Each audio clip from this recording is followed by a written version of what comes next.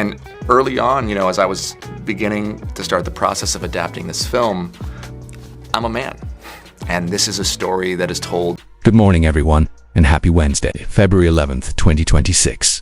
Here's everything you need to know for your rush hour ride. The biggest story today centers on the ongoing legal battle between Blake Lively and Justin Baldoni, as the two are set to meet for a court-ordered settlement conference. Today could be a major turning point. A settlement may be reached or it may not, but either outcome would be significant. Legal experts are weighing in on what might happen, and depending on how this plays out, it could shape everything leading up to the scheduled May trial. In addition to the courtroom drama, there's a wild story making headlines involving an Olympic athlete, not for cheating in competition, but for publicly admitting to cheating on their partner. A full apology has been issued, and the fallout is already unfolding. We'll break that down as well. There's also controversy brewing around Bad Bunny, who is reportedly facing scrutiny from members of Congress over lyrics performed during a halftime show. Some lawmakers are calling for an investigation over what they describe as inappropriate content, despite reportedly not having fully reviewed or understood the Spanish language lyrics in question. It's certainly a strange moment in the headlines. Meanwhile, there are updates in the troubling case involving Savannah Guthrie.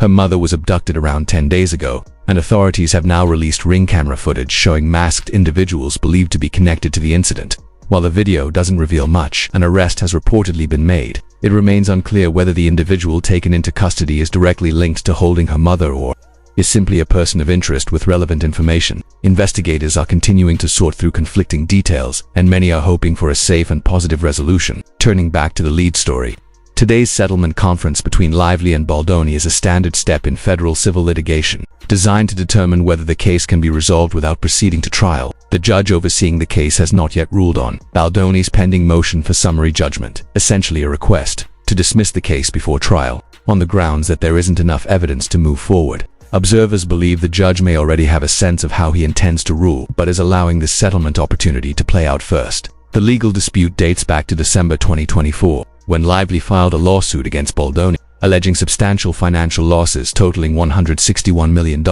along with other claims that have sparked widespread debate. Legal analysts note that more than 90% of civil cases typically settle before reaching trial, often because both sides become financially and emotionally exhausted. However, this case carries a different tone due to the high-profile nature of the individuals involved and the seriousness of the allegations. One legal expert who reviewed the summary judgment filings suggested that Lively's case may face significant hurdles, particularly regarding certain claims. According to that assessment, a settlement is still the most likely outcome. If an agreement isn't reached today, the judge could issue a summary judgment ruling that trims down major portions of the case, potentially pushing both parties toward settlement afterward. All eyes are on what happens next. Whether today ends in resolution or escalation, it's poised to be a defining chapter in this legal saga. It looks like there could still be a few more twists before this case finally wraps up, but it's hard to imagine either side wanting a drawn-out media spectacle comparable to Depp v. Heard. That case was far more explosive and centered on much more serious allegations, but it also showed how draining and damaging a public courtroom battle can become for everyone involved. When it comes to what it would actually take to settle, most legal observers believe money would almost certainly be part of the equation. A walkaway deal, where neither side pays anything, seems unlikely. More realistically, a settlement would involve a financial payment to Blake Lively, possibly through insurance, along with a carefully worded joint statement and strict limitations on what both parties can say about each other moving forward. That kind of agreement is typical in high-profile civil disputes. Money changes hands, a press release is issued, and both sides agree to stop talking. From Justin Baldoni's perspective, the calculation is complicated. If the two sides agreed, hypothetically, to a large payout to make the case disappear, some would argue that's simply the cost of moving on. At the same time, any financial terms would almost certainly remain confidential unless leaked. The bigger question is whether Baldoni even wants to settle. It's been described as an exhausting and expensive year, but for him the issue may be reputational survival, without some form of public vindication. Many believe his mainstream Hollywood career faces serious obstacles. That's likely why his side has appeared determined to push forward rather than quietly resolve things. If a settlement does happen, supporters on both sides may feel frustrated because there would be no definitive courtroom conclusion, just an agreement behind closed doors. Still, that's the reality of civil litigation. The overwhelming majority of cases end in settlement rather than trial. For now, everyone is watching to see whether today brings closure or simply another chapter in a very public dispute. Switching gears, the controversy surrounding Bad Bunny continues to escalate following his halftime performance. Critics who had already objected to his selection are now calling for scrutiny over lyrics they claim were inappropriate. The irony, according to some observers, is that several of the loudest voices admit they do not speak fluent Spanish and are relying on second-hand translations. One lawmaker publicly stated that if certain reported lyrics were indeed broadcast on national television, serious questions would need to be addressed while simultaneously acknowledging limited understanding of the language. The situation has reignited debates about cancel culture, artistic expression, and selective outrage. Some critics argue that calls for investigations over unverified translations reflect a broader cultural clash rather than a clear policy issue. Regardless, the controversy has added yet another headline to an already packed news cycle. The reaction just keeps escalating. What started as criticism over Bad Bunny performing in Spanish has now turned into calls for investigations and even potential regulatory involvement. Some commentators argue that it's no longer just about wanting a different style of halftime entertainment. It's about punishing an American artist for performing in a language some viewers don't understand. The irony, critics point out, is that much of the outrage went viral over lyrics he reportedly didn't even say.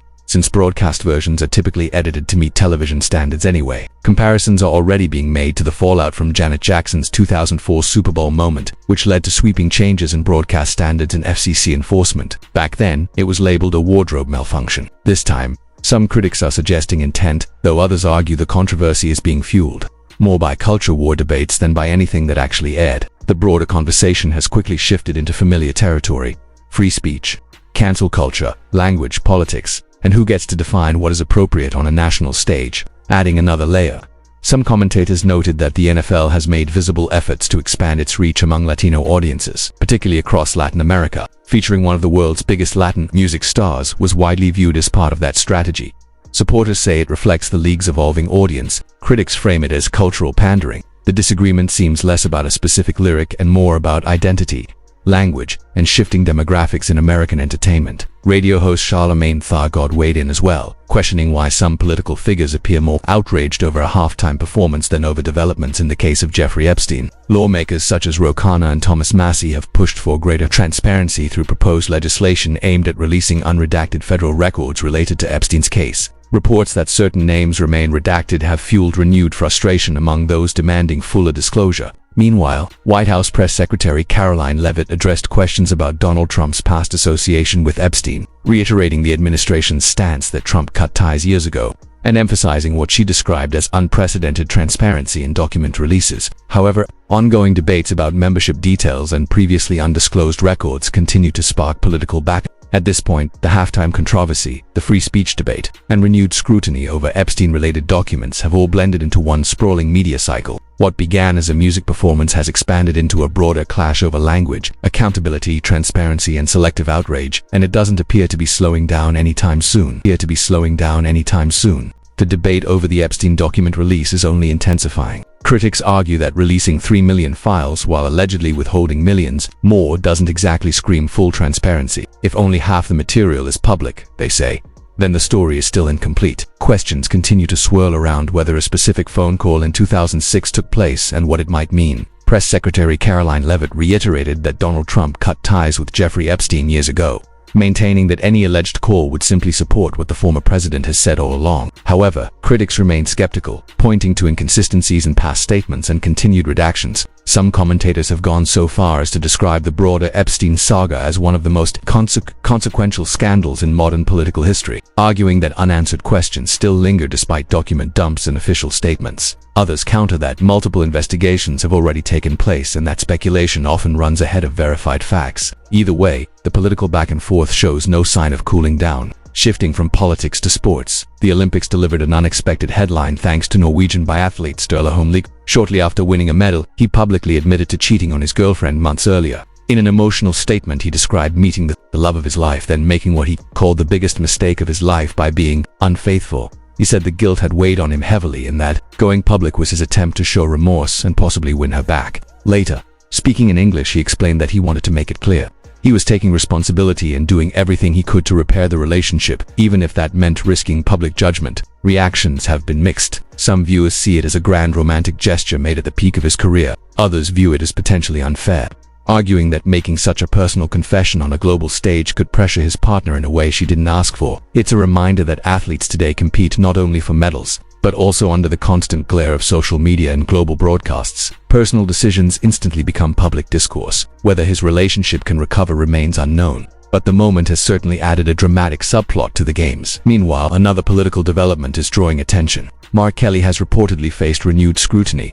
with claims circulating that efforts were previously made to pursue charges against him, though a grand jury declined to move forward. As with many high-profile cases involving prominent political figures, details are still being debated and interpreted through sharply divided lenses. From incomplete document releases and political sparring to emotional Olympic confessions, the news cycle continues to blur the lines between public accountability, personal drama, and media spectacle.